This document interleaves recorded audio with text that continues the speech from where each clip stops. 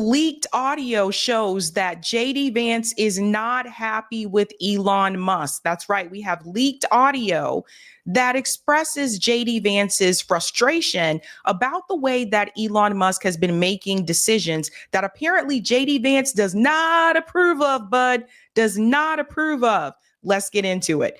This article came up and came my way. I think this is really interesting. And then we'll get into that leaked audio. Vance discusses Elon Musk's mistakes, his mistakes, ladies and gentlemen, and incremental progress on the economy in NBC News interview. Let's go ahead and dive in here a little bit. It says Vice President JD Vance acknowledged Friday that Elon Musk has made mistakes while executing mass firings of federal employees and emphasized that he believes there are a lot of good people who work in the government.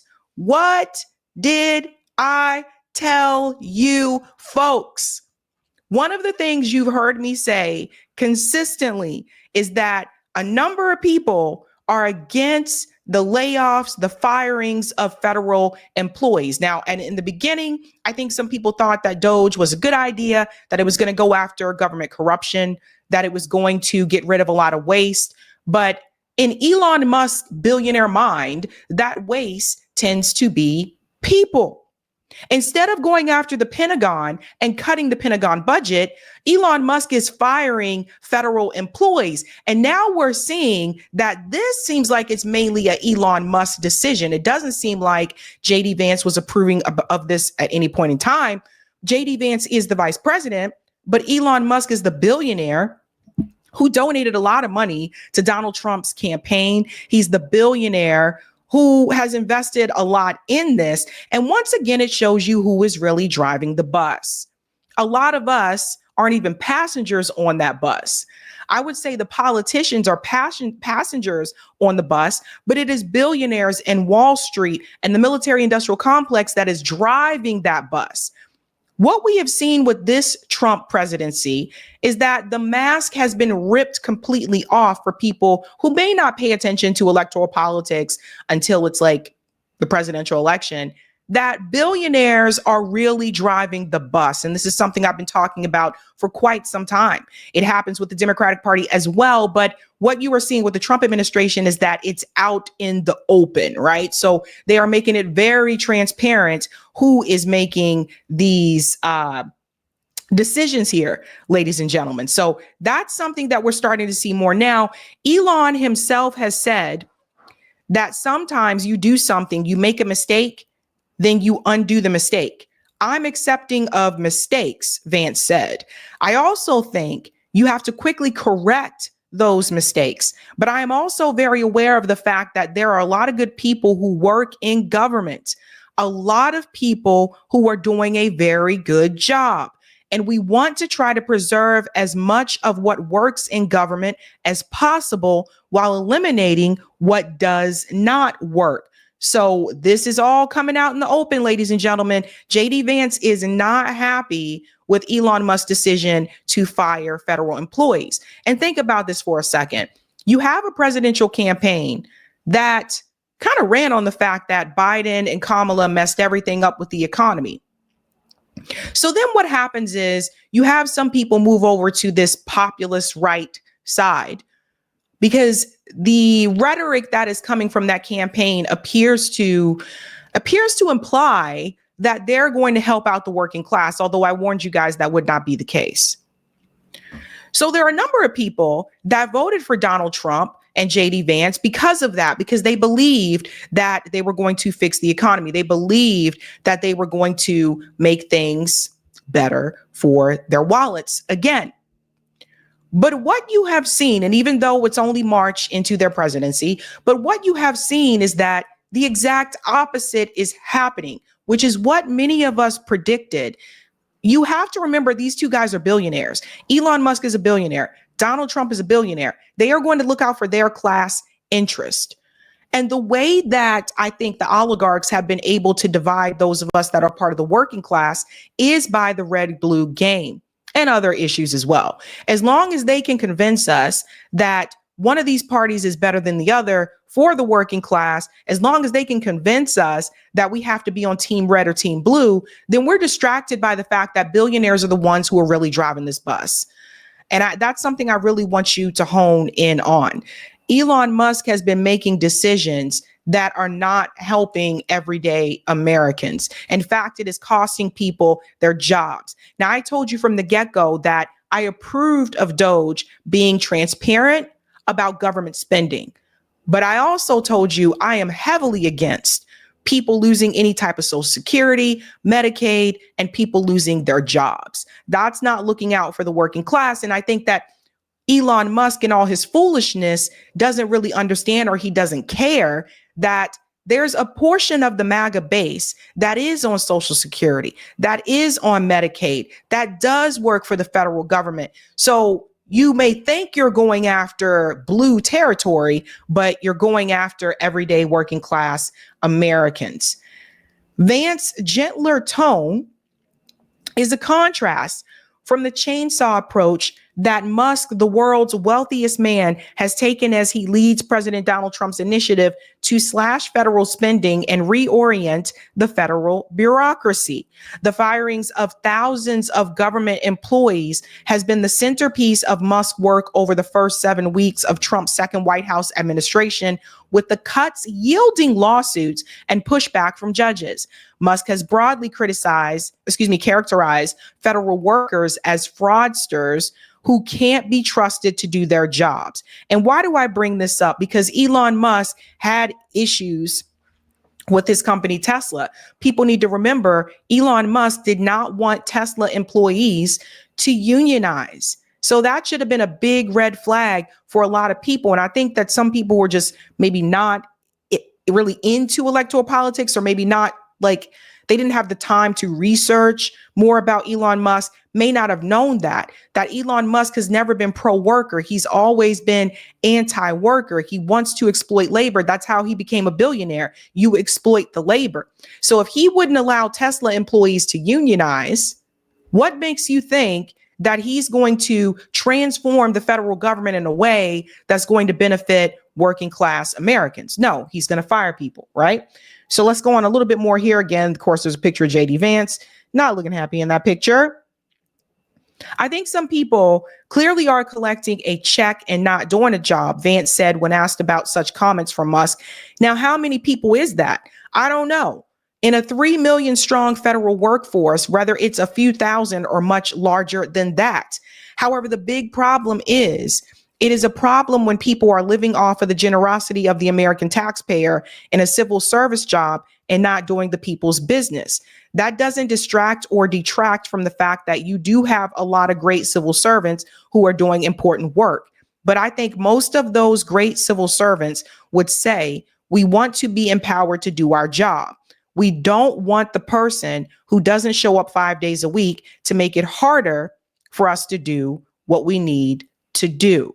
So what people have to understand is, once again, there have been Republican congressmen that have been confronted at town halls recently by their constituents, by veterans, saying, do not touch my veteran benefits. Don't touch Social Security. What are you doing? People are losing their jobs. They're being fired, etc. Now, to that, I would argue, once again, this is the perfect time for people to support third parties and independent candidates. I've been saying this since I started the show in 2021.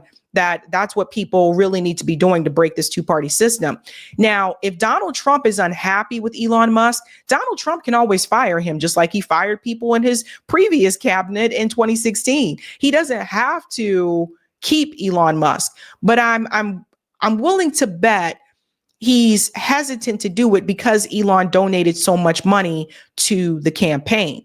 But I will say, I think that Elon Musk is destroying Donald Trump's approval rating right now. The firing of the workers, that's causing Donald Trump's approval rating to decrease when it was actually the highest ever a couple of weeks ago. It goes on to say Vance's comments came during an exclusive and wide range interview about Air Force Two as the vice president and second lady Usha Vance returned from a visit to a plastics factory in Bay City, Michigan. He goes on to say that dozens of protesters had lined the street leading to the factory, greeting Vance and his traveling party with middle fingers and vulgar signs, one of which featured a crossed out swastika and read, "Go home, scumbag."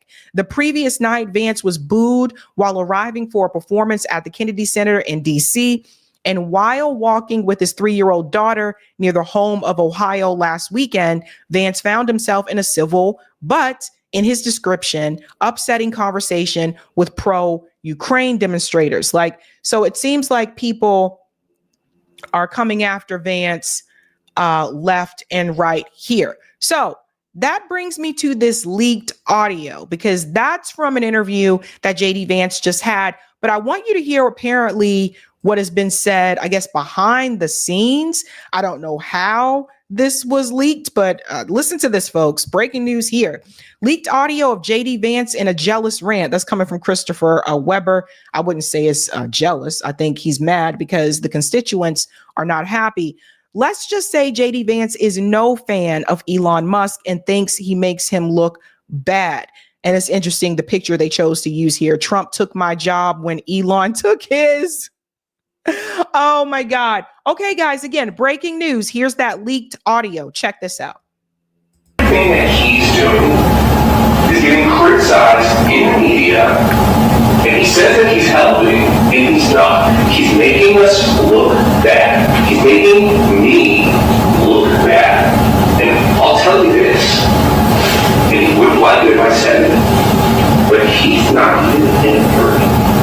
He is from South Africa, and he's cosplaying as this great American leader in a room that has the portraits of some of the greatest men that ever lived in this country. And he has the audacity to act like he is an elected official. I am an elected official. I am the important one in this situation, not him. So if he wants to tank the economy and his cars, maybe that's what he deserves. Okay. It's all coming out, folks. So here's JD Vance saying that Elon Musk is from South Africa. So now we see in the South Africa thing starting to become a problem. JD Vance is the vice president, whether you like him or not. I didn't vote for Trump, just for the haters out there. I did not vote for Trump. I did not vote for Kamala. A lot of people like to try to say, oh, she's pro-Trump. No, I'm not pro-Trump.